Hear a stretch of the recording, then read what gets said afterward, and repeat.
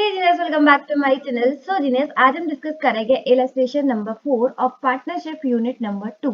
तो चलिए फटाफट से कॉपी और पेन निकालते हैं और इलस्ट्रेशन नंबर 4 को भी आसान बनाते हैं।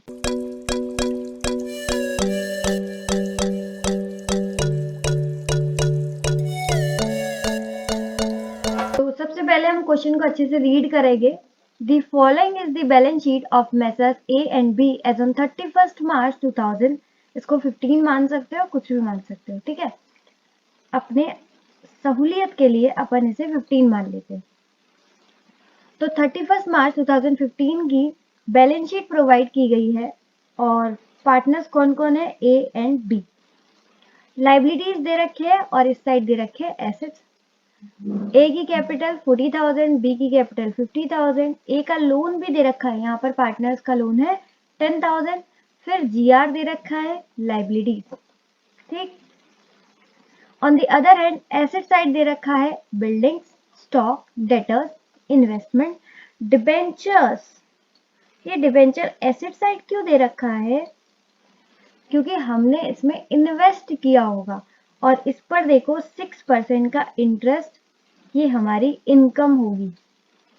हमने इन्वेस्टमेंट किया है, यानी कि डिबेंचर्स में किसी और कंपनी में, देखो कंपनी का नाम भी दे रखा है एक्स लिमिटेड। तो एक्स लिमिटेड में हमने डिबेंचर्स का इन्वेस्टमेंट किया है, तो वहां से हमें 6% का इंटरेस्ट मिलता होगा। जरा बताओ 6% कितना हुआ, 20,000 इंटू 6%, ये हो गया 1200। और यहाँ पर मुझे एक और चीज बताओ, क्या ये हमारी ऑपरेटिंग इनकम है या नॉन ऑपरेटिंग इनकम? जल्दी बताओ, क्या ये हमारी ऑपरेटिंग इनकम है या नॉन ऑपरेटिंग इनकम? तो देखो हमने किसी और क्या इन्वेस्टमेंट किया है, ठीक है, वहां से हमें इनकम जनरेट हो रही है। हमने इसके लिए कुछ काम नहीं किया। अगर हम इसके लिए काम करते तो वो होता ऑपरेटिंग इनकम, लेकिन ये हमारे बिजनेस से रिलेटेड नहीं है, इसलिए ये होगा नॉन ऑपरेटिंग इनकम, ठीक है। हमारे काम से रिलेटेड नहीं है, हमारे बिजनेस से रिलेटेड नहीं। काम से रिलेटेड होता है तो ऑपरेटिंग इनकम, काम से रिलेटेड नहीं है तो नॉन ऑपरेटिंग इनकम, ठीक है। तो ये जो 1200 का इंटरेस्ट अपन को मिलेगा, ये इनकम जो अपन को जनरेट होगी, ये होगी नॉन ऑपरेटिंग इनकम। क्लियर? आगे कैश गिवन है 10,000 का, बस इतनी ही चीजें गिवन है। नीचे देखते हैं, आजा भाई नीचे। ये और सारी इंफॉर्मेशन अपन को गिवन है। It was agreed that Mr. C is to be admitted for a fifth share in the future profits from 1st April 2015।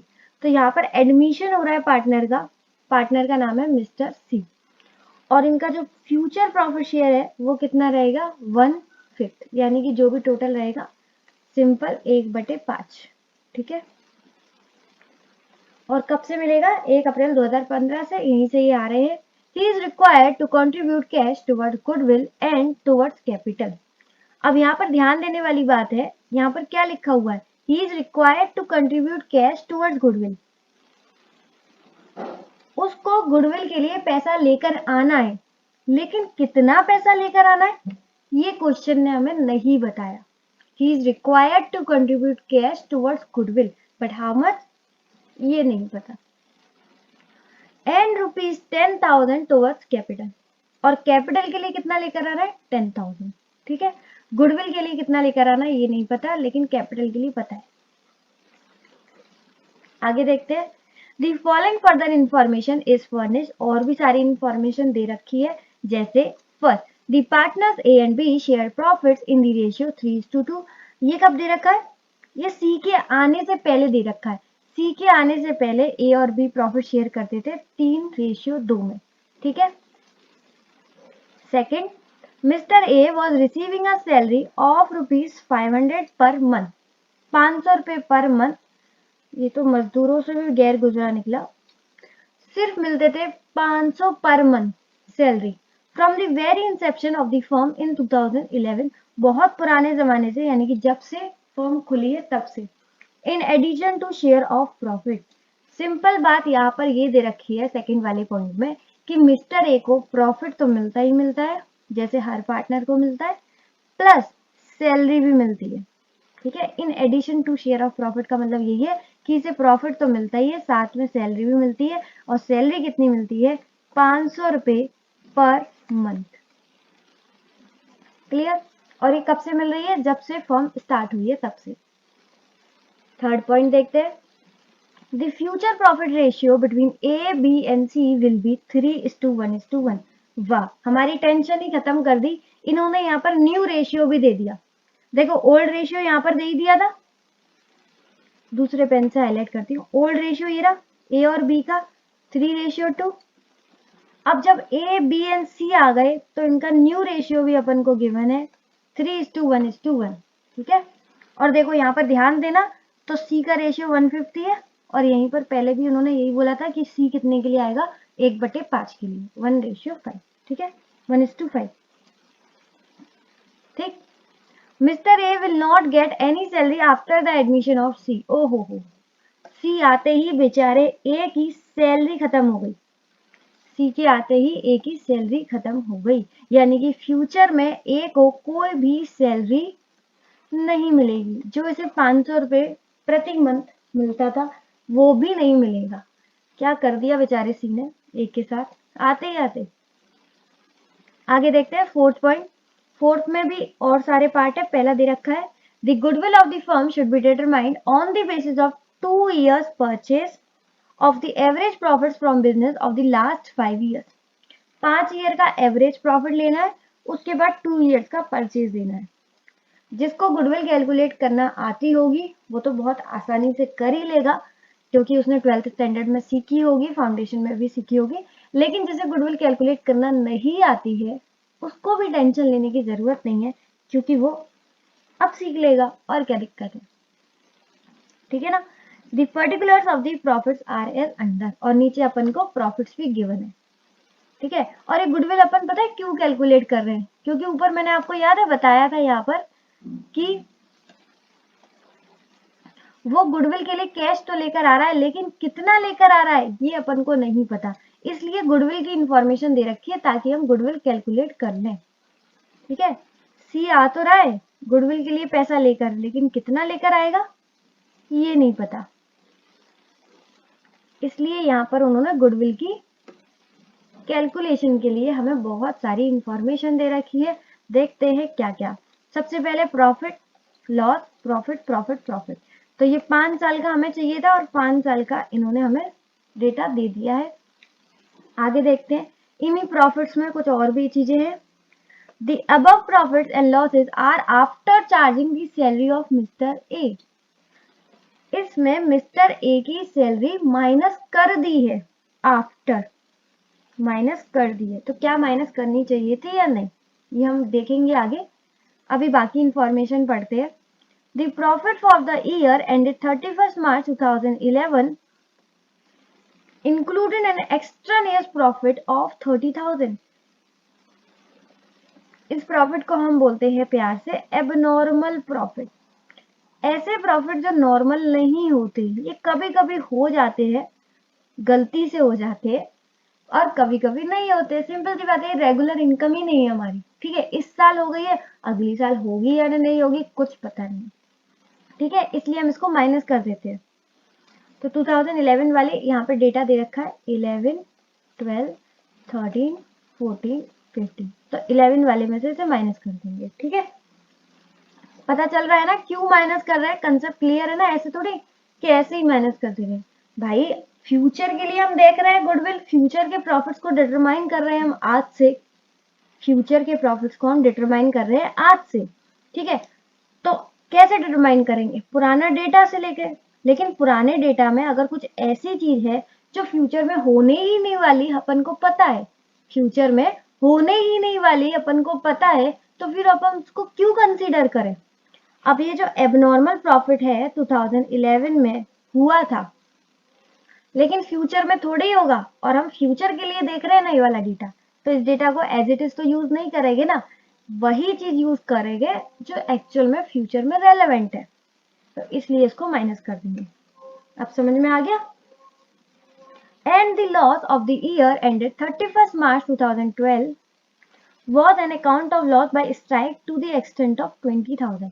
ये लेबर वगैरह स्ट्राइक पे चले जाते हैं, उसकी वजह से हमारा 2012 यानी कि इस वाले ईयर में, ऊपर देखना, इस वाले ईयर में हमारा लॉस हो गया 20,000।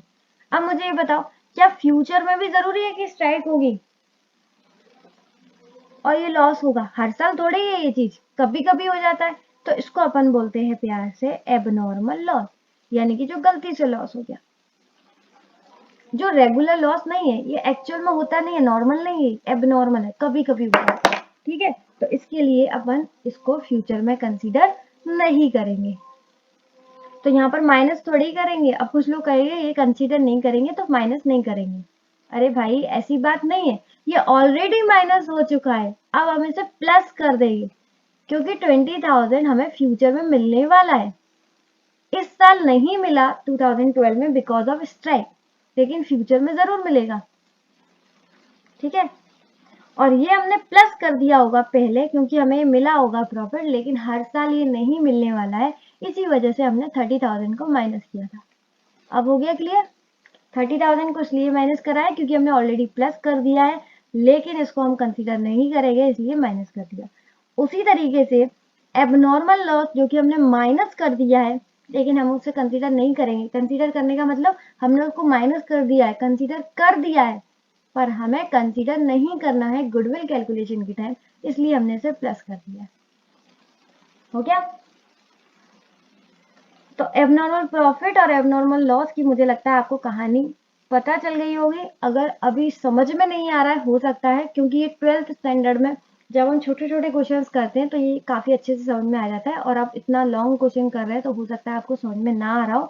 तो सिंपल अगर एग्जाम के लिए मैं बोलूँ कि याद रख लेना, एबनॉर्मल प्रॉफिट को माइनस कर देना और एबनॉर्मल लॉस को प्लस कर देना, बस इतना याद कर लो। ठीक है, आगे देखें। वैसे मैंने लॉजिक समझा दिया है, आपको हो सकता है समझ में आ गया हो। आगे देखते हैं। It was agreed that the value of the goodwill of the firm should appear in the books of the firm. तो हर बार यही बोलते हैं ना कि गुडविल नहीं दिखाएंगे, नहीं दिखाएंगे, बुक्स में नहीं दिखाएंगे, लेकिन यहाँ पर बोल रहे हैं कि बुक्स में गुडविल दिखाएंगे। ठीक है, बस सिंपल यही बात बोल रहे हैं। हर क्वेश्चन में यही होता है, गुडविल राइट ऑफ कर दो, मत दिखाओ नई बुक्स में, लेकिन यहाँ पर बोल रहे हैं गुडविल दिखाएंगे बुक्स में। ठीक है, फिफ्थ पॉइंट है, the trading profit for the year ended 31 March 2016 was 40,000। तो प्रॉफिट अपन को सीधा सीधा गिवन है 40,000 rupees before depreciation.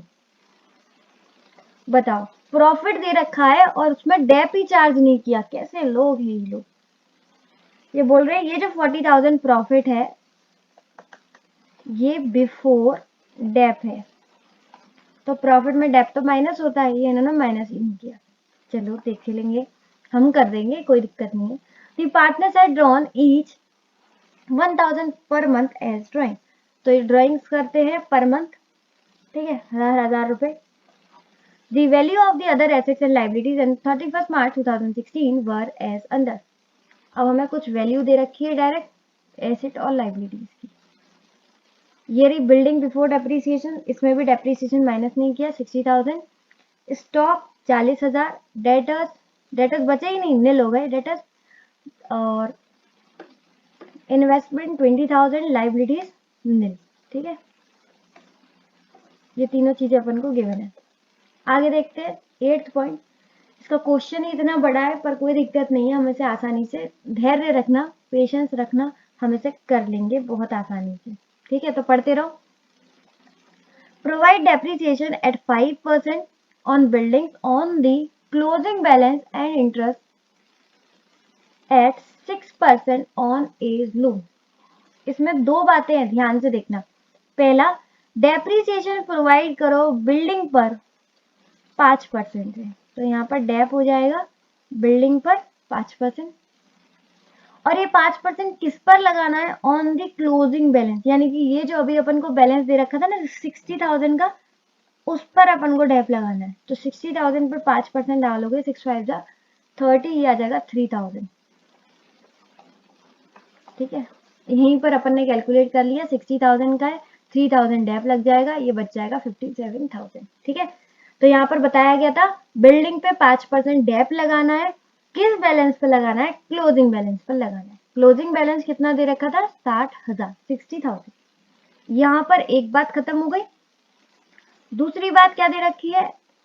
Interest at 6% on A's loan. याद है स्टार्टिंग में बैलेंस शीट में ए का लोन, पार्टनर का लोन दे रखा था, उस पर 6% का इंटरेस्ट भी लगाना है। ठीक है, लास्ट पॉइंट आ गया हमारा।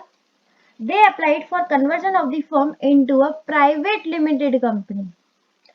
तो अब तक क्वेश्चन चल रहा था एडमिशन का, सी आ रहा था, और अब क्वेश्चन एक और नया रुख मोड़ लिया है। वो बोल रहा है ये जो हमारी पार्टनरशिप फर्म है ना, उसमें मजा नहीं आ रहा, तो चलो प्राइवेट लिमिटेड कंपनी बोलते हैं, इसी को कन्वर्ट कर दीजिए।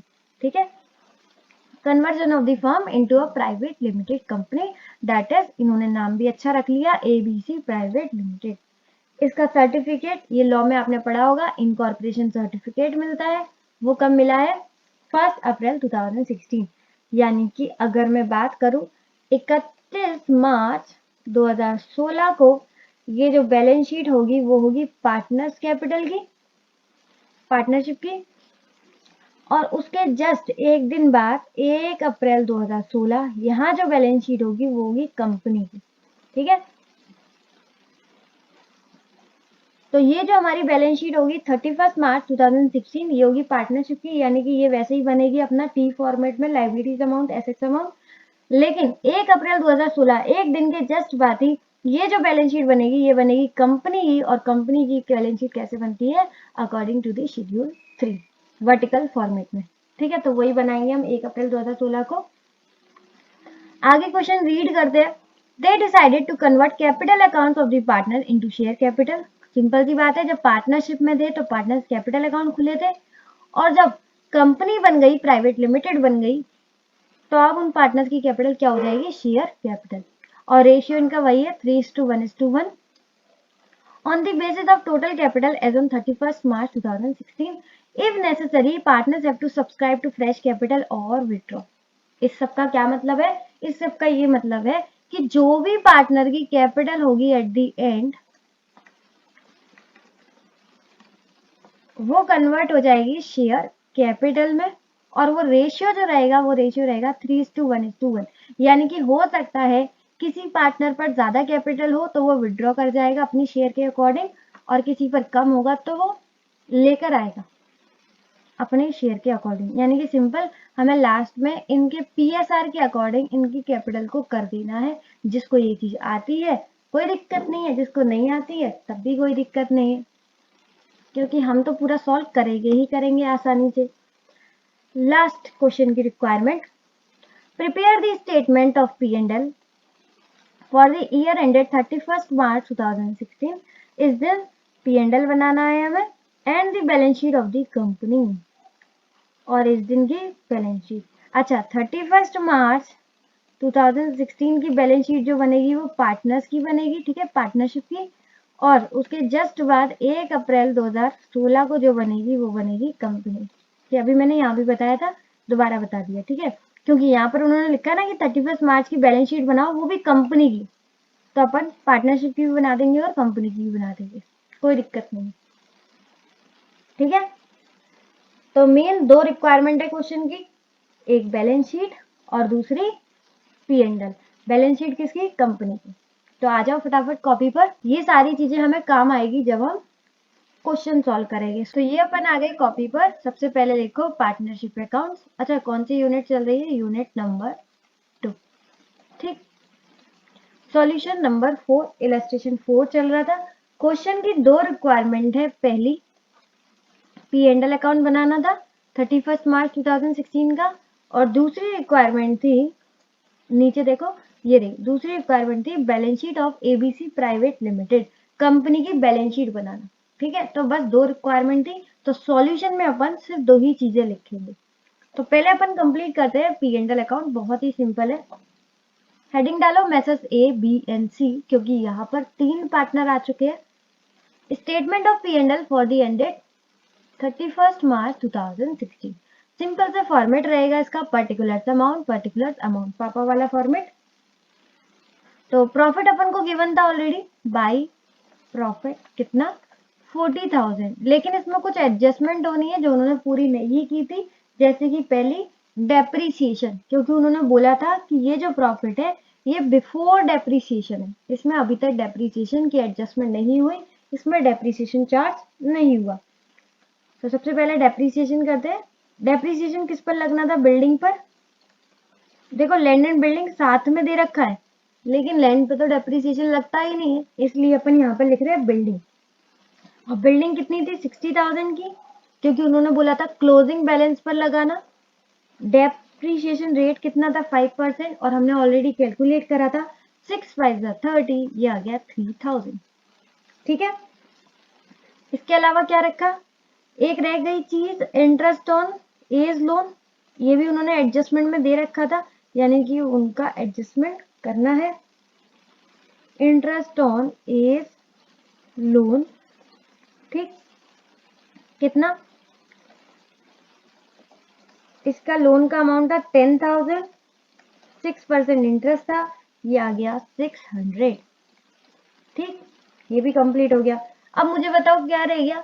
तो एक चीज पर मैं बहुत ज्यादा फोकस कर रही थी जब हम बैलेंस शीट पढ़ रहे थे, वो था डिबेंचर का इंटरेस्ट। हमने कहीं इन्वेस्टमेंट करा था डिबेंचर्स में, और वहां से हमको एक इनकम जनरेट होती होगी, इनकम जनरेट हो रही है, इसलिए हम इसे क्रेडिट में लिख रहे हैं। ठीक है, अगर ये हमारा एक्सपेंस होता तो हम इसे डेबिट में लिख रहे थे, ये हमें मिल रही है इसलिए हम इसे क्रेडिट में लिख रहे हैं। इंटरेस्ट ऑन डिबेंचर्स, ठीक, इसका इंटरेस्ट हमने ऑलरेडी कैलकुलेट किया था, बताओ कितना था? 1200। अब कुछ लोग ये सोच रहे होंगे कि ये तो नॉन ऑपरेटिंग इनकम है, मैंने आपको बताया भी था क्वेश्चन पढ़ते समय, ये तो नॉन ऑपरेटिंग इनकम है, ये हमारे बिजनेस से रिलेटेड नहीं है, कोई और काम कर रहा है और हम उसमें से कमा रहे हैं। लेकिन P&L अकाउंट में चाहे वो ऑपरेटिंग इनकम हो या नॉन ऑपरेटिंग इनकम हो, सब आ जाती है। ठीक है, तो ये बात याद रखना, P&L अकाउंट में चाहे वो ऑपरेटिंग हो या नॉन ऑपरेटिंग, हर चीज आती है, इसलिए P&L अकाउंट में हम इसे कंसीडर करेंगे। ठीक, अब बताओ क्या रह गया? प्रॉफिट हमने देख लिया, डेप्रिसिएशन चार्ज कर दिया, इंटरेस्ट ऑन एज लोन और इंटरेस्ट ऑन डिवेंचर, बस इन्हीं की इंफॉर्मेशन गिवन थी, और कुछ तो था नहीं। इसकी तो इंफॉर्मेशन गिवन भी नहीं थी, ये हमें खुद देखना है। ठीक है, कुछ चीजें ऐसी होती हैं जो छुपी हुई होती है, हमें खुद देखना है। तो बस प्रॉफिट कैलकुलेट करते हैं। To profit transfer to capital account, जो भी प्रॉफिट होगा बढ़ जाएगा, किस किस में? ए, बी और सी में। ठीक, तो देखो यहाँ पर कितना टोटल आएगा? 40,000 प्लस 1200, ये आ गया 41,200, माइनस 3,000 का dep, minus 600 interest on A's loan, ये आ गया 37,600। ठीक है, 37,600 का प्रॉफिट आ गया, और इनका रेशियो क्या था? PSR 3:1:1। तो इसमें बांट देंगे, डिवाइड बाय 5, तो डिवाइड बाय 5 इसमें और इसमें, बाकी के लिए इंटू करते हैं 3 का, तो ये आ जाएगा 22,560। सिंपल, आपको 37,600 को बांटना है 3:1:1 में, इतना कर लोगे बस खत्म हो गया प्रॉफिट एंड लॉस अकाउंट। कितना सिंपल था, देखो 4 मिनट भी नहीं लगे हमें खत्म करने में। सही है, P&L अकाउंट बनाया हमने ABC का, प्रॉफिट डाल दिया जो अपन को गिवन था, इंटरेस्ट ऑन डिवेंचर डाल दिया, नॉन ऑपरेटिंग इनकम थी, लेकिन प्रॉफिट एंड लॉस में सभी कंसीडर किए जाते हैं, वेटर इज ऑपरेटिंग इनकम और नॉन ऑपरेटिंग इनकम। उसके बाद हमने डेप डाल दिया, बताया रखा था इसके बारे में सब कुछ इन्फॉर्मेशन, इंटरेस्ट बता दिया, और बाकी का जितना भी प्रॉफिट बचा वो हमने तीनों पार्टनर में इनके PSR में बांट दिया, बात खत्म। इसके बाद जो सेकंड रिक्वायरमेंट थी वो थी कंपनी की बैलेंस शीट, लेकिन इस पर हम अभी नहीं आएंगे, इसका हमने फॉर्मेट तैयार करके रख लिया है, लेकिन इसको अभी हम नहीं बनाएंगे। ठीक है, आपको भी एग्जाम में इसी तरीके से प्रेजेंटेशन रखनी है, जो उनकी दो रिक्वायरमेंट है क्वेश्चन की वो सॉल्यूशन में ऐसे ही लिखनी है, पहली और दूसरी करके, फिर आपको जगह छोड़ देनी है। ठीक है, इसी तरीके से फिर डायरेक्ट आपको आ जाना है वर्किंग नोट पर, यानी कि बनाएंगे हम वर्किंग नोट नंबर 1 पहले, लेकिन जो आपका चेकर होगा उसको ये लगना चाहिए कि आपने सॉल्यूशन ऊपर रखा है और वर्किंग नोट बाद में। ठीक है, इसी को सही प्रेजेंटेशन बोली जाती है, इसी तरीके से आपको एग्जाम में भी प्रेजेंट करना है। ठीक, तो हमने बैलेंस शीट के लिए जगह छोड़ दी सॉल्यूशन के लिए।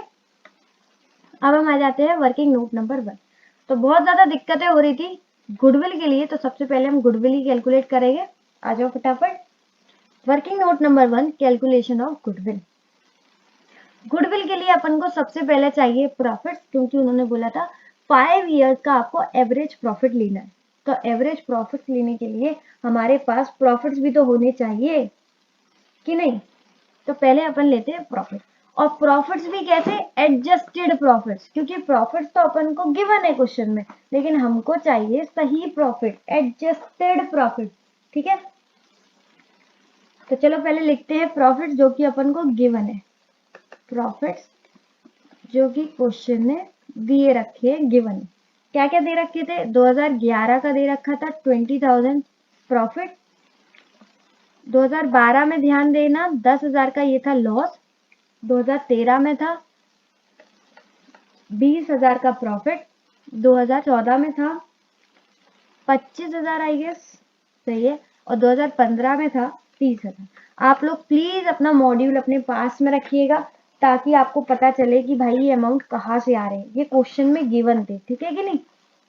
प्रॉफिट सारे 2012 में लॉस था, इसलिए हमने नेगेटिव रख दिया। हो गया। अब स्टार्ट करते हैं हम एडजस्टमेंट, क्योंकि गुडविल के लिए मैंने आपको बताया है, गुडविल हम किसके लिए कैलकुलेट कर रहे हैं, फ्यूचर के लिए। ठीक है, तो फ्यूचर के प्रॉफिट की तरह ही कैलकुलेट करेंगे, लेकिन फ्यूचर के प्रॉफिट हमको आज कैसे पता चलेंगे, आज तो हमारे पास डेटा नहीं है, इसलिए हम डेटा कौन सा यूज करते हैं, पुराना वाला। तो इसलिए हम पुराने प्रॉफिट्स ले रहे हैं, ठीक है। लेकिन वो पुराने प्रॉफिट्स हम एज इट इज कंसीडर नहीं करेंगे, उसमें कुछ एडजस्टमेंट करेंगे, यानी कि वो सारी चीजें एडजस्टमेंट करेंगे जो कि फ्यूचर में नहीं होने वाली है और हमको वो पता है। जैसे क्या क्या, एबनॉर्मल प्रॉफिट हमको पता है फ्यूचर में नहीं होगा, ये तो इस साल हो गया था गलती से, फ्यूचर में नहीं होगा, तो इसको कंसीडर नहीं करेंगे। पहले हमने प्लस कर दिया होगा, अब हम इसे माइनस कर देंगे, जिस ईयर में हुआ था उसी ईयर में। ठीक है, ये मैंने आपको बताया भी था, और अगर आपको समझ में नहीं आया तो याद कर लो कि एबनॉर्मल प्रॉफिट को माइनस करते हैं और एबनॉर्मल लॉस को प्लस करते हैं। ये किस में हुआ था, 2012 में। ठीक है, फ्यूचर में तो नहीं होने वाला ना ये लॉस, तो क्यों माइनस करें, उल्टा इसे प्लस कर दो। पहले हमने गलती से माइनस कर दिया होगा यहाँ पर, अब हम इसे प्लस कर देंगे। ठीक है, ये किसकी वजह से हुआ था, ये हुआ था स्ट्राइक की वजह से। ये जरूरी है, लिखो मत लिखो कोई जरूरत नहीं है, ये तो आपको याद रहे कि एबनॉर्मल लॉस कहाँ से आ गया, इसलिए मैंने ब्रैकेट में स्ट्राइक लिख दिया। उसके बाद एक और चीज ध्यान दो, एक ही सैलरी, ये कोई एबनॉर्मल प्रॉफिट लॉस तो नहीं है, लेकिन हमको ये अभी से पता है कि ये फ्यूचर में नहीं मिलने वाला है। याद है वो लाइन, सी के आते ही एक ही सैलरी बंद हो गई। लेकिन ये वाले जो हमें प्रॉफिट दे रखे हैं 2011, 12, 13, 14, 15, इसमें तो एक ही सैलरी माइनस हुई होगी, लेकिन फ्यूचर में जो प्रॉफिट्स आने वाले हैं उसमें एक ही सैलरी माइनस नहीं होगी। तो इस डेटा में भी हम क्या करेंगे, एक ही सैलरी को प्लस कर देंगे। एक ही सैलरी कितनी थी, 500 प्रति महीना, यानी कि साल की कितनी हो गई, 12 5 जा 60, 6,000। तो फ्यूचर में तो एक को सैलरी मिलेगी नहीं, इसलिए हम इसको अभी से क्या कर दे रहे हैं, प्लस कर दे रहे हैं सारे प्रॉफिट्स में, क्योंकि ये हमने माइनस कर दी होगी पहले इन प्रॉफिट्स में, तो अब हम इसे प्लस कर देंगे ताकि ये डेटा हमारे काम का हो जाए। अभी ये हमारे काम का नहीं है, इसमें एडजस्टमेंट करेंगे तभी हमारे काम का होगा।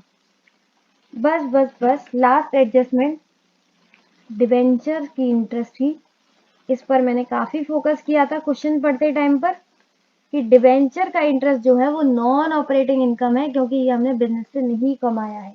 ठीक है, और जब भी हम गुडविल कैलकुलेट करते हैं तो उसमें नॉन ऑपरेटिंग इनकम को कंसीडर नहीं करते। अब पी एंड एल अकाउंट में तो कंसीडर करते हैं, क्योंकि वहां पर क्या ऑपरेटिंग क्या नॉन ऑपरेटिंग सब कुछ प्लस कर देते हैं। तो इन सारे जो प्रॉफिट्स अपन को गिवन है सब ईयर के, इन सब में non operating income already add हुई होगी, जैसे अभी हमने पी एंड एल अकाउंट बनाया था वहां भी हमने ऐड करी थी, तो इन सब में भी ऐड हुई होगी। तो अब अपन को क्या करना है, इसको माइनस कर देना। ठीक है, क्योंकि गुडविल कैलकुलेट करते टाइम हम सिर्फ और सिर्फ ऑपरेटिंग पर ध्यान देते हैं, तो इन सब में अपन क्या करेंगे, माइनस कर देंगे। तो बस आपको ये 4 एडजस्टमेंट करनी है। कौन कौन सी? एबनॉर्मल प्रॉफिट हो तो माइनस कर दो, एबनॉर्मल लॉस हो तो प्लस कर दो। उम्मीद है इन दोनों का लॉजिक भी आपको समझ में आ गया हो। और ध्यान देना, एक ही सैलरी आगे जाकर नहीं मिलेगी, इसलिए उसको प्लस कर दो, क्योंकि पहले हमने माइनस कर दिया होगा, अब उसे प्लस कर दो। डिवेंचर इंटरेस्ट ये हमारी नॉन ऑपरेटिंग है, तो इसको भी हम माइनस कर देंगे। तो अब जो प्रॉफिट्स है ये हमारे काम के हैं, इन्हें अपन बोलते हैं एडजस्टेड प्रॉफिट्स, क्योंकि इसमें हमने सारी एडजस्टमेंट कर दी। फटाफट देखो, पहला वाला 20,000 का प्रॉफिट था, इसमें माइनस हो गए 30,000, प्लस हो जाएंगे 6,000 और माइनस हो जाएंगे 1200। ये होगा -5200, यानी कि लॉस आ गया। देखो कैसे चेंज हो गए, ये पॉजिटिव था और अब ये निगेटिव हो गया। -10,000 प्लस 20,000 प्लस 6,000 -1200। सॉरी यार, गलती हो गई, एक सेकेंड। -10,000 प्लस 20,000 प्लस 6,000 -1200, 14,800, और ये प्लस का है, ठीक है। तो ये हो गया लॉस और ये हो गया प्रॉफिट। यही तो मैं कहती हूँ, एडजस्टमेंट के बाद कुछ भी चेंज हो सकता है। ये प्लस का था तो ये माइनस का हो गया, ये माइनस का था ये प्लस का हो गया, कुछ भी हो सकता है एडजस्टमेंट के बाद। 20,000 प्लस 6,000 -1200, ये आ गया 24,800। ठीक, ये भी प्लस का ही है। ये मैं इसलिए साइन लगा दे रही हूँ क्योंकि मुझे लगता है कि आगे जाके हम भूल सकते हैं, इसलिए मैं प्लस माइनस के साइन लगा देती हूँ। 2014 का देखो, 25,000 प्लस 6,000 ये 31 आ जाएगा, -1200 ये आ जाएगा 29,800। लास्ट 30,000 प्लस 6 36 -12 ये आ गया 34,800। तो बहुत बहुत बताइए, आपको एडजस्टेड प्रॉफिट आ चुके हैं। अब बस क्या करना है, गुडविल के लिए जो जो उन्होंने बोला उस तरीके से गुडविल को कैलकुलेट कर देंगे। तो सबसे पहले हम एडजस्टेड प्रॉफिट को प्लस करते हैं। -5200 प्लस 14,800 प्लस 24,800 प्लस 29,800 और लास्ट में क्या था 34,800। ये आ गया 99,000, यानी कि हमने इन पांचों ईयर के प्रॉफिट्स को प्लस कर दिया, तो ये आ गया 99,000। ठीक है, और उन्होंने बोला था गुडविल कैलकुलेट करते टाइम आपको एवरेज प्रॉफिट लेना है 5 इयर्स का। ठीक है, तो 5 इयर्स के टोटल प्रॉफिट्स आ गए 99,000, उसको डिवाइड कर देंगे number of year, that is 5। तो 5 साल का एवरेज प्रॉफिट आ जाएगा 99,000 डिवाइड बाय 5, दैट इज 19,800। समझ में आ रहा है? एवरेज प्रॉफिट्स बोला था, एवरेज प्रॉफिट्स कैसे निकलते हैं? Total profits upon number of year. Total profit 5 साल के थे 99,000 और ईयर्स कितने थे 5 साल, तो नीचे 5 से डिवाइड कर दिया, तो ये आ गया 19,800। गुडविल कैसे कैलकुलेट होगी? जो भी एवरेज प्रॉफिट आया इनटू परचेज ईयर। तो एवरेज प्रॉफिट अभी अभी हमने कैलकुलेट करा 19,800, परचेज ईयर उन्होंने शायद 2 बोला था ना, हाँ सही है, 2 इयर्स परचेज, तो 19,800 इंटू 2 ये आ जाएगा 39,600। ठीक है, जैसे उन्होंने दो चीजें बोली थी वैसे ही हमने किया, 5 साल का एवरेज प्रॉफिट और 2 साल का परचेज। बस ये दो कैलकुलेशन आपको करनी है, दो फॉर्मूले लगाने हैं और आपकी गुडविल आ जाएगी 39,600। मैम खत्म हो गया क्या ये पॉइंट? नहीं, एक छोटी सी चीज और बची है इसमें, ध्यान देना। ये जो 39,600 कैलकुलेट होकर आई है, इसको मैं अलग पेन से करती हूँ। ये जो 39,600 कैलकुलेट आ रही है, ये तो फर्म की है। फर्म का मतलब ये तो सबकी है, इकट्ठी है, टोटल है। लेकिन हमको तो सिर्फ सी की चाहिए, क्योंकि सी गुडविल का पैसा लेकर आने वाला है, लेकिन कितना लेकर आने वाला है ये तो हमको पता ही नहीं है। तो 39,600 थोड़ी लेकर आएगा, 39,600 तो पूरे फर्म की गुडविल है, टोटल गुडविल है। इसमें हमें सी का शेयर लगाना पड़ेगा, सी शेयर ऑफ गुडविल। ये जो गुडविल है वो टोटल है, इसमें सी का कितना शेयर होगा, तो सी का था 1/5, यही शेयर था, क्योंकि टोटल रेशियो था 3:1 और सी आ रहा था 1:5 के लिए, 1:5 के लिए। तो 39,600 समझा ना, 39,600 पूरे फर्म की है, इसमें सी का शेयर है सिर्फ और सिर्फ 7920। तो सी जो पैसे लेकर आएगा गुडविल के लिए वो लाएगा 7920। ठीक है, कैपिटल के लिए तो 10,000 अलग से ला ही रहा है, गुडविल के लिए कितना लेकर आ रहा है ये हमको नहीं पता था, तो हमने पहले गुडविल कैलकुलेट कर ली जैसे जैसे क्वेश्चन में बताया था वैसे वैसे। उसके बाद वो गुडविल आई थी फर्म की, हमेशा फर्म की आएगी, फर्म के प्रॉफिट यूज करोगे फर्म की आएगी, लेकिन उसमें शेयर लगाना है हमें गुडविल का, सॉरी शेयर लगाना है हमें सी का, ताकि हमें पता चल जाए सी अपने हिस्से में कितनी गुडविल लेकर आ रहा है। तो सी लेकर आ रहा है 7920। उम्मीद है आपको गुडविल वाला कंसेप्ट पूरा समझ में आ गया होगा। पहले आपको वर्किंग नोट क्रिएट करना है, सबके प्रॉफिट लिख देने हैं जैसी है, फिर आपको ये चारों एडजस्टमेंट करनी है, ये मैंने बहुत बार बता दी होगी। एडजस्टेड प्रॉफिट आ जाए फटाफट उसको टोटल करके एवरेज निकाल लो, डिवाइड बाय 5, या जो भी नंबर ऑफ ईयर्स हो, 6 हो तो 6 को कर लो, और लास्ट में आपको जो भी गुडविल आए उसमें से पार्टनर का शेयर कैलकुलेट करना। ठीक है, तो हमारा पहला वर्किंग नोट यहाँ पर खत्म। चलो बढ़ते हैं वर्किंग नोट नंबर 2 पर, पार्टनर्स कैपिटल अकाउंट। ठीक है, ये कब का बना रहे हैं, एज ऑन 31 मार्च 2016। इसका सिंपल सा फॉर्मेट, पर्टिकुलर तीनों पार्टनर के नाम, पर्टिकुलर तीनों पार्टनर के नाम। फटाफट से पार्टनर का फॉर्मेट बना दो पार्टनर्स कैपिटल का। उम्मीद है आपका फॉर्मेट बन गया होगा। सबसे पहले हम यहाँ पर लिखेंगे बैलेंस बाय बैलेंस बीडी। तो ये बैलेंस हम कहाँ से लेकर आएंगे, बैलेंस शीट में से। बैलेंस शीट में सिर्फ दो का बैलेंस था, 40,000 ए का और 50,000 बी का। सी का बैलेंस क्यों नहीं था, क्योंकि सी उस टाइम था ही नहीं, सी तो बाद में आया। ठीक है, उसके बाद बताओ बैलेंस शीट में क्या दे रखा था, जीआर बाय जीआर। यहाँ पर मुझे ये बताओ कि ये जीआर जो था 10,000 का गिवन था, ये किस में बटेगा, ये ध्यान देने वाली बात है। जीआर किस में बटेगा, जीआर अपन को बैलेंस शीट में दे रखा था, और उस टाइम उस बैलेंस शीट जब बनी थी उस टाइम पर सिर्फ दो ही पार्टनर थे, ए और बी, तो उनका ही तो रिजर्व है, उनकी तो मेहनत है, तो सी में क्यों बटेगा, सी में बिल्कुल नहीं बटेगा। ये बटेगा 10,000 पूरा का पूरा ए और बी में, और किस रेशियो में, जो इनका ये ओल्ड रेशियो था 3:2। तो 6,000 इसमें बढ़ जाएगा और 4,000 इसमें बढ़ जाएगा। ठीक है, तो ये बैलेंस शीट से हम बैलेंस उठा लाए, उसके बाद बैलेंस शीट से जीआर उठाया, जीआर ए और बी की मेहनत थी तो उनको ही बटेगा, उनके ही ओल्ड रेशियो में। ठीक है, अब कहां पर आते हैं, अब आ जाते हैं गुडविल पर। गुडविल बताओ किसकी मेहनत थी, सबसे पहले गुडविल फर्म की कितनी आई थी, 39,600, ऊपर ही लिखा हुआ है अभी तो, 39,600 फर्म की गुडविल थी। अब ये गुडविल किसकी मेहनत है, ए और बी की या ए बी सी की, सी तो था ही नहीं, तो सी की कैसे मेहनत हो गई, ये मेहनत है ए और बी की, तो उनके ही रेशियो में बटेगी 3:2 में। तो 39,600 गुडविल थी, डिवाइड बाय 5 इंटू 3, ये हो गया 23,760 इंटू 2, ये आ गया 15,840। ठीक है, तो जीआर और गुडविल दोनों ही मेहनत थे ए और बी के, दोनों ही बटेगे इन देयर ओल्ड पीएसआर। अब बात करते हैं सी की, यहाँ तक तो हमने बात करी थी सब ए और बी की। ठीक है, सी की क्या बात करें, तो सी दो बार पैसे लेकर आया है बाई बैंक। एक बार लेकर आया है अपनी कैपिटल के लिए 10,000, और एक बार पैसे लेकर आया है बाई बैंक गुडविल का शेयर।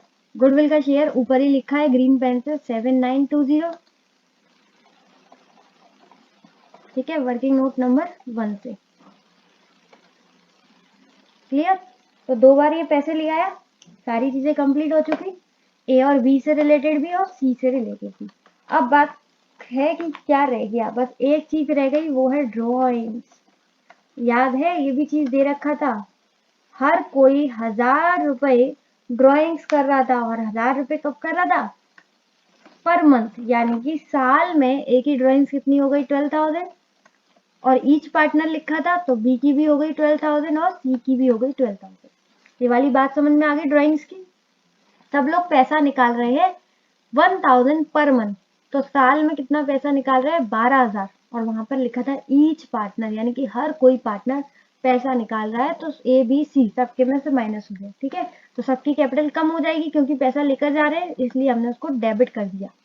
हमने जो P&L अकाउंट बनाया था तो वहां पे कुछ प्रॉफिट हुआ था और वो प्रॉफिट भी ट्रांसफर हो गया था इनमें 3:1 में, क्योंकि वो प्रॉफिट अब सबका था, ए बी सी सबका था। ठीक है, पूरे साल का प्रॉफिट था और तब तक सी आ चुका था, तो वो प्रॉफिट तीनों में बढ़ गया था 22,560। याद है क्वेश्चन की पहली रिक्वायरमेंट P&L अकाउंट, उसमें हमने इसको ट्रांसफर भी किया था उनके पार्टनर्स कैपिटल अकाउंट में, और यहाँ हमने उसका डुअल इफेक्ट भी दिखा दिया। ठीक, अब टोटल करते हैं। ए का 40,000 प्लस 6,000 प्लस 23,760 प्लस 22,560, ये आ गया 92,320। तो यहाँ भी आ जाएगा 92,320, माइनस करेंगे इसकी ड्राइंग, ये आ गया 80,320। तो ए की बैलेंस रह गया है 80,320। बी का देखते हैं 50 प्लस 4 54,000 प्लस 15,840 प्लस 7,520, ये आ गया 77,360। यहाँ भी आ जाएगा 77,360, माइनस कर देंगे इसकी ड्राइंग्स, ये आ गया 65,360। क्लियर, ये इसकी कैपिटल आ गई। लास्ट हमारा सी। सी के पास था बेचारे पास 10,000 की कैपिटल और 7920 की गुडविल, तो 17920 प्लस प्रॉफिट 7520, ये आ गया 25,440। इसकी भी ड्राइंग्स थी, आते ही आते इसने शुरू कर दी ड्राइंग्स। तो पहले तो यहाँ पर ये आ जाएगा, उसके बाद इसकी ड्राइंग्स माइनस करके इसका बैलेंस आ जाएगा 13,440। क्लियर हो गया, सिंपल है। पार्टनर्स कैपिटल अकाउंट कैसे बनाना है, सबसे पहले बैलेंस शीट से दोनों का बैलेंस उठा लिया, ए और बी। उसके बाद जीआर जो था वो इन दोनों की मेहनत थी, इन दोनों में बढ़ गया in their old PSR. Goodwill भी इन दोनों की मेहनत थी, इन दोनों में बढ़ गया इन देयर ओल्ड पीएसआर। फिर बात करते हैं सी की, सी लेकर आया था कैपिटल, सी लेकर आया था गुडविल। उसके बाद P&L अकाउंट हमने बनाया था बिल्कुल क्वेश्चन की स्टार्टिंग में, उस P&L अकाउंट में ट्रांसफर किया था हमने पार्टनर्स कैपिटल अकाउंट में कुछ प्रॉफिट, वो तीनों हमने यहाँ पर उसका डुअल इफेक्ट दिखा दिया। उसके बाद ये ड्राइंग्स लेकर गए थे तो उससे माइनस हो गया और लास्ट में एडजस्ट करके हमने इनका बैलेंस कैलकुलेट कर लिया, हो गया। बस अब तो बहुत आसान होने वाला है, बस खत्म ही हो गया क्वेश्चन, सब चीजें हो चुकी है। लास्ट वर्किंग नोट नंबर 3, इसमें बताएंगे हम balance sheet as on 31 March 2016। और मैंने आपको बताया था 31 मार्च 2016 को जो बैलेंस शीट बनेगी वो बनेगी पार्टनरशिप की। मैम हम ये क्यों बना रहे हैं, क्वेश्चन में तो लिखा था कि कंपनी की बैलेंस शीट बनानी है, तो अभी आपको 2 मिनट बाद ये समझ में आ जाएगा कि हम ये क्यों बना रहे हैं। ठीक है, बस ध्यान देने वाली बात ये है कि 31 मार्च 2016 को जो बैलेंस शीट बनेगी वो पार्टनरशिप की बनेगी, और जस्ट एक दिन बाद 1 अप्रैल 2016 को जो बैलेंस शीट बनेगी वो बनेगी कंपनी की। तो जो कंपनी की बनेगी ना, वो तो उन्होंने बोला था हमसे बनाने को, इसलिए ये चीज हम दिखाएंगे सॉल्यूशन में। और पार्टनरशिप की बैलेंस शीट उन्होंने हमसे बनाने के लिए नहीं बोला था, इसलिए हम ये चीज दिखा रहे हैं वर्किंग नोट में। समझ में आ गया वर्किंग नोट में क्यों दिखा रहे हैं सॉल्यूशन में। ये क्वेश्चन की रिक्वायरमेंट थी और ये क्वेश्चन की रिक्वायरमेंट नहीं थी, फिर भी हम बना रहे हैं। क्यों बना रहे हैं वो आपको पता चलेगा जब ये बहुत क्वेश्चन आसान हो जाएगा। चलो, सबसे पहले बैलेंस शीट में क्या आएगा, वही लाइबिलिटीज और एसेट्स। लाइबिलिटीज में सबसे पहले लिख देते हैं, वही आएगी पार्टनर्स की कैपिटल। पार्टनर्स 3 थे, ए बी सी। ठीक है, इनकी कैपिटल अभी अभी हमने ऊपर कैलकुलेट करी थी, बैलेंस था इसका था 80,320, इसका था 65,360 और इसका था 13,440। ये सब हमने वर्किंग नोट नंबर 2 में कैलकुलेट करी थी जस्ट अभी। ठीक है, तो इनका टोटल कर लेते हैं, 80,320 प्लस 65,360 प्लस 13,440, ये आ गया 159,120। तीनों पार्टनर्स का ये टोटल आ गया 159,120। ठीक है, लाइबिलिटी साइड और क्या बचा, ए का लोन। ए का लोन था 10,000 का, और इसका 600 इंटरेस्ट भी था, लेकिन 600 हमने इसका इंटरेस्ट पे नहीं किया था, तो इसी में ऐड हो जाएगा। याद है, पे की कोई एंट्री नहीं थी, सिर्फ हमने P&L अकाउंट में डाला था एक्सपेंस दिखाने के लिए, ठीक है, कि ये इस साल का एक्सपेंस है, लेकिन पे तो नहीं किया था, इसलिए इसके लोन में ही ऐड हो जाएगा। तो ये हो जाएगा 10,600। मैम और भी तो लाइबिलिटीज थी बैलेंस शीट में, थी, पर एडजस्टमेंट में ये लिखा था कि अब कोई लाइबिलिटीज नहीं है, तो लाइबिलिटीज हो गई नील। और लाइबिलिटीज थी बैलेंस शीट में थी, लेकिन एडजस्टमेंट में उन्होंने बोला था लाइबिलिटीज अब नहीं है, तो जैसा उन्होंने बोला है वही मानेंगे, नहीं है तो नहीं है। तो लाइबिलिटीज का टोटल आ गया 159,120 प्लस 10,600, ये आ गया 169,720। लाइबिलिटीज का तो आ गया टोटल। देखते हैं एसेट्स का क्या होगा। तो सबसे पहले एसेट्स में हम लिख लेते हैं गुडविल, क्योंकि गुडविल अभी लिख लेते हैं, नहीं तो भूल ना जाए। उन्होंने बोला था गुडविल को हम बुक्स में शो करेंगे, तो बैलेंस शीट में दिखेगी, ठीक है। गुडविल कितनी थी? 39,600 कैलकुलेट करी थी ना, 39,600। और क्या क्या एसेट्स थे? बिल्डिंग, जो लैंड एंड बिल्डिंग थी, 60,000 का उन्होंने बोला था आपको बैलेंस कंसीडर करना है, इस पर डेप लगाना है, डेप लगा था 3,000 का, तो बैलेंस शीट अब कितने की बची? 57,000। 3,000 का डेप हमने ऑलरेडी P&L अकाउंट में डाल दिया है, और बैलेंस शीट में इसलिए ये अब दिखेगी 57,000 की, ठीक है। गुडविल हो गया, बिल्डिंग हो गया, क्या बचा? स्टॉक, स्टॉक था 40,000। डेटर्स, डेटर्स के लिए उन्होंने बोला था ये भी हो गए नील, लाइबिलिटीज भी नील और डेटर्स भी नील। कैसे नील हो गए ये हमें ही नहीं पता, उन्होंने बोला तो हमने मान लिया, आपस में एडजस्टमेंट हो गया होगा शायद। हमें क्या करना, सही बात की नहीं। इन्वेस्टमेंट, इन्वेस्टमेंट कितनी थी? 20,000, ठीक। यहाँ पर एक ध्यान देने वाली बात यह है कि सारी एसेट्स है लेकिन कैश ही नहीं है। कैश तो भाई वो लेकर आया था, कौन? नया पार्टनर कैश भी तो लाया था, ड्राइंग्स भी तो जा रही थी, इतना कुछ हो रहा था कैश से, लेकिन कैश का यहाँ पर अमाउंट ही नहीं है। तो ये कैसे कैलकुलेट करेंगे? ये कैलकुलेट करेंगे हम बैलेंसिंग फिगर से, सिंपल। तो देखो इसका टोटल कितना आना चाहिए? 169,720। इसका बैलेंसिंग फिगर देख लो, 169,720 माइनस 39,600 की गुडविल, माइनस 57,000 की बिल्डिंग, माइनस 40,000 का स्टॉक, माइनस 20,000 की इन्वेस्टमेंट, यानी कि कैश का बैलेंस आ गया 13,120, ठीक है। तो ये आ गया कैश का बैलेंस। ये हमने कैसे कैलकुलेट किया? बैलेंसिंग फिगर से।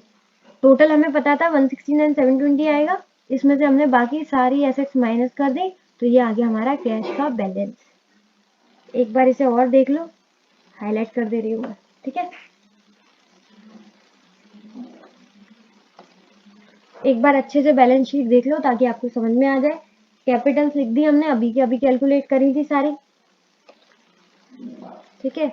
ये तो अभी थोड़ी देर पहले ही वर्किंग नोट नंबर 2 में पार्टनर्स कैपिटल में क्लियर की थी। उसके बाद हमने ए का लोन डाल दिया, इसमें उसका अमाउंट प्लस उसका इंटरेस्ट, क्योंकि इंटरेस्ट हमने पे नहीं किया था। लाइबिलिटीज उन्होंने बोला नील कर दो, नील कर दी, लाइबिलिटीज का पूरा खत्म। गुडविल उन्होंने बोला था दिखाओ, बुक्स में दिखा दी। बिल्डिंग उन्होंने बोला था 3 ईयर का डेप्रिसिएशन लगा दिया। स्टॉक बोला 40,000, डेटर्स बोल दिए नील, इन्वेस्टमेंट बोल दी 20,000। जो जो उन्होंने बोला वो हमने लिख दिया। कैश के बारे में उन्होंने नहीं बोला था, तो वो हमने बैलेंसिंग फिगर से कैश भी कैलकुलेट कर दिया, जो आपका हाईलाइटेड पोर्शन है। यहाँ पर हमारा वर्किंग नोट नंबर 3 यानी कि बैलेंस शीट पार्टनरशिप की भी खत्म। अब ये बैलेंस शीट ध्यान से देख लो, क्योंकि सेम बैलेंस शीट हम लेकर जाने वाले हैं कहाँ पर? हमारे ऊपर सॉल्यूशन में। ये आ गए, अपन आ गए क्वेश्चन की second requirement, that is company की बैलेंस शीट। तो सबसे पहले सब कुछ भूलकर एक ब्यूटीफुल सा फॉर्मेट तैयार करो कंपनी की बैलेंस शीट का। फॉर्मेट कैसे करना है? अकॉर्डिंग टू शेड्यूल 3, ठीक है, यानी कि वर्टिकल वाला फॉर्मेट। सबसे पहले हेडिंग लिखेंगे balance sheet of ABC private limited, और यहाँ पर ध्यान देना डेट क्या लिखनी है? एज अ 31st नहीं, 1 अप्रैल 2016। 31 मार्च 2016 को जो बैलेंस शीट थी वो पार्टनरशिप फर्म की थी, और एक दिन बाद ही हमने कन्वर्जन कर लिया था कंपनी में, तो 1 अप्रैल 2016 को ये बनेगी एबीसी प्राइवेट लिमिटेड की company. Sorry ABC private limited की बैलेंस शीट, ठीक है ना। फॉर्मेट क्या रहेगा, पर्टिकुलर्स नोट नंबर अमाउंट, यही रहता है अकॉर्डिंग टू शेड्यूल 3। और सेम बनेगी बैलेंस शीट जैसे वहां बनाते हैं लाइबिलिटीज एसेट्स, लेकिन यहाँ पर कंपनी की बैलेंस शीट है तो यहाँ पर एक वर्ड जुड़ जाता है इक्विटी।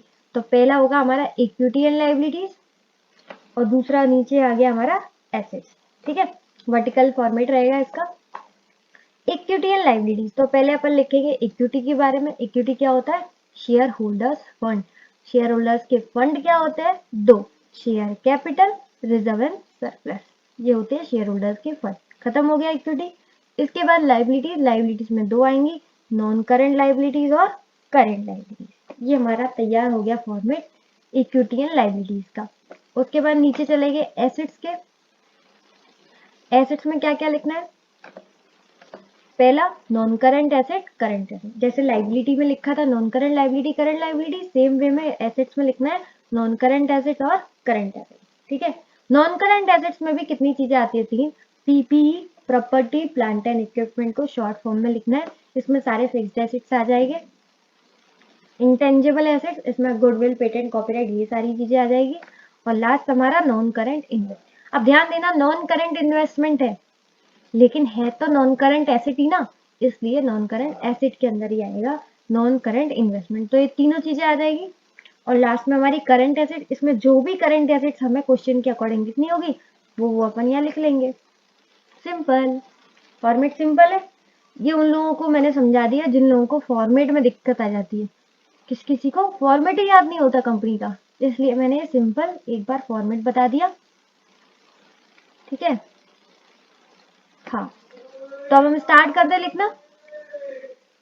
अब हमने अच्छा सा फॉर्मेट तो तैयार कर लिया। अब यहाँ पर ध्यान देना है कि आपको अपनी जो पार्टनरशिप की बैलेंस शीट जो हमने वर्किंग नोट में बनाई थी वो अपने बिल्कुल सामने रखनी है, ठीक है। और वहां से जो जो कहो वो उठाते जाना। सबसे पहले कैपिटल, तो वहां पर ए बी सी की कैपिटल थी। ए की कैपिटल मुझे बताओ 80,320, बी की कैपिटल 65,360, सी की कैपिटल 13,440, ठीक है। ये सब इनकी पार्टनर्स की कैपिटल थी और यहाँ कन्वर्ट होकर नाम आ जाएगा शेयर की कैपिटल। किसकी कितनी थी वो हम नहीं लिख रहे, डायरेक्ट इसका टोटल लिख रहे हैं 159 120। ये आपको बाद में पता चलेगा, मैं इसकी इंडिविजुअली क्यों नहीं लिख रही हूँ, ठीक है। 159 120। रिजर्व एंड सरप्लस, रिजर्व जो थे वो तो अपन ने बांट दिए थे तो कोई रिजर्व एंड सरप्लस नहीं है, ठीक। नॉन करंट लाइबिलिटीज में आएंगे लॉन्ग टर्म बोरोइंग, इसमें सिर्फ एक ही था, वो था ए का लोन,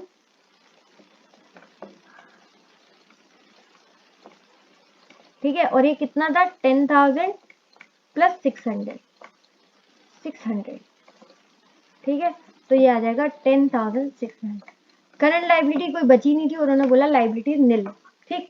तो 159 120 प्लस 10,600, ये आ गया 169 720। तो सेम हमने पार्टनरशिप की जो बैलेंस शीट थी उसमें से देख लिया, वहां पर लाइबिलिटी साइड दो ही चीजें थी, इनकी कैपिटल और एक का लोन, वो हमने लिख दिया, खत्म हो गया, है ना। पार्टनरशिप की बैलेंस शीट बनाने का कितना फायदा हुआ हमें कि हमने कंपनी की बैलेंस शीट 2 मिनट में तैयार कर ली। यही तो मैं आपको बता रही थी कि हम पार्टनरशिप की बैलेंस शीट क्यों बना रहे हैं। अब देखो यहाँ भी कितना आसान हो जाएगा। अब पार्टनरशिप की जो बैलेंस शीट हमने क्रिएट की है वर्किंग नोट में, उसकी एसेट साइड ध्यान से देखना। उसकी एसेट साइड में था पहला हमारा गुडविल, ठीक है। तो गुडविल किस में आ जाएगा, इंटेंजिबल एसेट्स में। कितनी थी 39,600। उसके बाद हमारी थी बिल्डिंग, तो वो आ जाएगा पीपीई में, फिक्स्ड एसेट्स होती है बिल्डिंग, ये कितनी थी 60,000 माइनस 3,000, ये आ गया 57,000। उसके बाद नॉन करेंट इन्वेस्टमेंट ये भी थे 20,000 की, ये भी बैलेंस शीट में गिवन था हमारे एसेट साइड में। तो इसमें हमने गुडविल कर लिया, बिल्डिंग कर लिया, स्टॉक रह गया। स्टॉक कहाँ जाएगा, करंट एसेट्स में, कितना था 40,000। डेटर्स, डेटर्स लिखने की जरूरत नहीं है क्योंकि नील थे। उसके बाद इन्वेस्टमेंट वो हमने यहाँ पर कंसीडर कर दिया, और लास्ट था कैश, तो वो भी चला जाएगा करंट एसेट में। ये सब कुछ हम क्या कर रहे हैं, पार्टनरशिप की बैलेंस शीट का एसेट साइड से उठा उठा कर यहाँ लेकर आ रहे हैं, ठीक है। क्योंकि बैलेंस शीट तो सेम ही रहेगी ना, खाली यही तो चेंज हुआ है, फॉर्मेट ही तो चेंज हुआ है, पहले पार्टनरशिप का था, अब कंपनीज का करना है। अब इन तीनों को फटाफट कैलकुलेट कर लो। 40,000 प्लस नील प्लस 13 120, ये आ गया 53 120, ये आ गया करंट का। नॉन करंट का ऊपर है ही है, 57,000 प्लस 39,600 प्लस 20,000, ये आ गया 169 720, ठीक है। तो ये हमारी पूरी की पूरी कंप्लीट हो गई कंपनी की बैलेंस शीट। कितनी आसानी से हमने कंप्लीट कर ली, पार्टनरशिप की बैलेंस शीट को पूरा कॉपी पेस्ट कर दिया यहाँ पर, बस इनके फॉर्मेट में, बाकी सब कुछ सेम ही है। क्योंकि भाई एक दिन में क्या ही चेंज हो जाएगा, 31 मार्च को वो पार्टनरशिप की बैलेंस शीट थी और 1 अप्रैल को वो कंपनी की बैलेंस शीट थी, तो चेंज क्या ही हो जाएगा, कुछ नहीं, बस फॉर्मेट का चेंज है, पहले पार्टनरशिप और अब कंपनी। तो मैम खत्म हो गया ये तो क्वेश्चन, क्योंकि हमने P&L अकाउंट और बैलेंस शीट कंपनी की दो ही रिक्वायरमेंट थी, दोनों की दोनों हमने पूरी कर दी। लेकिन रुको तो सही, एक चीज और रह गई है छोटी सी। अब क्या रह गया, तो यहाँ पर मैंने आपको बताया था, कि हम यहाँ पर इंडिविजुअली इनका बैलेंस क्यों नहीं लिख रहे, टोटल क्यों लिख रहे हैं। आपको शायद समझ में नहीं आया, पर मैं बताऊं इसका टोटल क्यों लिखा हमने, इंडिविजुअली क्यों नहीं लिखा। क्योंकि इंडिविजुअली इनकी जो कैपिटल बैलेंस है वो गलत है। क्यों गलत है, क्योंकि उन्होंने बोला था इनकी जो कैपिटल है वो आपको इनके पीएसआर के अकॉर्डिंग करनी है, लेकिन अभी तक तो हमने की नहीं थी, इसलिए मैंने यहाँ पर उनका इंडिविजुअल बैलेंस नहीं लिखा था। तो अब अपन इनकी कैपिटल को इनकी पीएसआर के अकॉर्डिंग करेंगे, और ये चीज उन्होंने सॉल्यूशन के लिए नहीं बोला था, तो इसके लिए हम क्या करेंगे, एक वर्किंग नोट क्रिएट करेंगे, that is working note number 4। ठीक, conversion of partners capital, partner की कैपिटल किस में कन्वर्ट करेंगे, शेयर कैपिटल में, और वो भी इनके पीएसआर के अकॉर्डिंग, ठीक है। तो सिंपल फॉर्मेट, पर्टिकुलर्स और तीनों पार्टनर की कैपिटल। तो सबसे पहले जो भी इनकी कैपिटल थी, क्लोजिंग कैपिटल, ये क्लोजिंग कैपिटल कहाँ से आई है, ये पार्टनर्स कैपिटल अकाउंट से आई है। मैं लिख दूं, पार्टनर्स कैपिटल अकाउंट से आई है, ये वर्किंग नोट बना था, कौन सा बना था ये अभी मैं भूल चुकी हूँ, तो आप लिख देना। पार्टनर्स कैपिटल से अकाउंट से आई है क्लोजिंग कैपिटल, कितनी थी, 83,320, 65,360 और 13,440। टोटल बताओ मुझे इनका, टोटल इतनी बार तो कैलकुलेट किया है, कितना था, 83,320 प्लस 65,360 13,440। एक लास्ट बार हमने इसका फिर से टोटल कर लिया, 159,120, ठीक है, ये टोटल हो गया। तो उन्होंने बोला था ये जो कैपिटल है इनके पीएसआर के अकॉर्डिंग कर दो, तो capital according to their PSR, यानी कि इनकी कैपिटल को इनकी पीएसआर के अकॉर्डिंग 3:1:1 में हमें करना है, ठीक है। तो 159 120 को हम कर देंगे 3:1:1, 159 120 के हिसाब से डिवाइड बाय 5। तो बी की कैपिटल होनी चाहिए 31,824, सी की कैपिटल होनी चाहिए 31,824 और इंटू 3, ए की कैपिटल होनी चाहिए 95,472।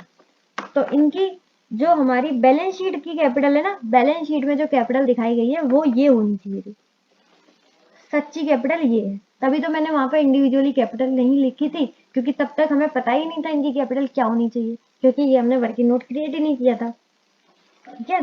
तो वहां पर चाहो तो आप लिखो, चाहो तो मत लिखो, वैसे भी आपका क्वेश्चन कंप्लीट ही है, लेकिन ये वर्किंग नोट जरूर बनाना है, क्योंकि उन्होंने बोला था इनकी कैपिटल को इनकी पीएसआर के अकॉर्डिंग करो और फिर देखो किसको पैसा लेकर आना है और किसको पैसा लेकर जाना है, ठीक है। तो ए की कैपिटल देखो कितनी है, 83,320, लेकिन इसके शेयर के अकॉर्डिंग इसकी कैपिटल कितनी है, 95,472। तो भाई साहब ये एक तरीके से ये देखो कि खा रहा है कितना, 95,472 का, लेकिन कैपिटल सिर्फ लेकर आ रहा है 83,320 का, तो इसको कैपिटल लेकर आनी चाहिए। 83,320 माइनस करेंगे तो 15 15 2, इसको इतनी कैपिटल लेकर आनी पड़ेगी, ब्रिंग। ठीक है, बी की कैपिटल है 65,360 और इसकी होनी चाहिए इसके शेयर के अकॉर्डिंग 31,824। इसके साथ कितना अत्याचार हो रहा है, होनी चाहिए थी ये और है 60/360। बेचारे के साथ 33,536 का अत्याचार हो रहा है। तो बेटा अपनी कैपिटल लेकर जाओ, ये दुनिया तुम्हारे लिए नहीं है, ये दुनिया बहुत बुरी है, लेकर जाओ कैपिटल। सी को देखते हैं, सी लेकर आया है 13,440, लेकिन सी की कैपिटल होनी चाहिए 31,824 और इसकी कैपिटल है 13,440। इनको भी पैसा लेकर आना पड़ेगा। ए और सी बी के साथ छल कर रहे हैं और ये छल हम नहीं होने देंगे। हम ए से कैपिटल मंगाएंगे, सी से कैपिटल मंगाएंगे और बी से बोलेंगे तुम बेटा विड्रॉ कर जाओ अपनी कैपिटल, नहीं तो ये लोग खा जाएंगे तुम्हें भी और तुम्हारी कैपिटल को भी। ठीक है, समझ में आ गया। ये वर्किंग नोट आपको करना है क्योंकि उन्होंने खुद बोला था क्वेश्चन में कि उनके पीएसआर के अकॉर्डिंग उनकी कैपिटल कर दो और बात बता दो उन लोगों को कि किस किस को कैपिटल लेकर आनी है और किस किस को कैपिटल लेकर जानी है। ये हमने बैलेंस शीट के बाद इसलिए बनाया है क्योंकि बैलेंस शीट में फर्क ही नहीं पड़ता, क्योंकि वहां पर हमने इनकी इंडिविजुअल कैपिटल शो ही नहीं करी, वहां पर हमने टोटल दिखा दिया। ठीक है, तो उम्मीद है आपको पूरा क्वेश्चन अच्छे से समझ में आ गया होगा। बहुत बड़ा क्वेश्चन था इसलिए बहुत ज़्यादा टाइम लग गया, फिर भी मैंने पेशेंस के साथ आपको बहुत ही आसानी से धीरे धीरे समझा दिया। उम्मीद है आपको पूरा अच्छे से समझ में आ गया होगा, साथ के साथ इसकी प्रेजेंटेशन अच्छी आ गई होगी। तो आज के लिए बस इतना ही। If the video is helpful for you then hit the like button, share with your mates as well if it deserve and या डू सब्सक्राइब बटन। इसी तरीके से आपको स्टडी मटेरियल के सॉल्यूशन इतनी आसानी से मिलते रहेंगे। इसी के साथ इसी तरीके से खुश रहिए, मुस्कुराते रहिए। मिलते हैं नेक्स्ट वीडियो में, तब तक के लिए bye bye, be happy always.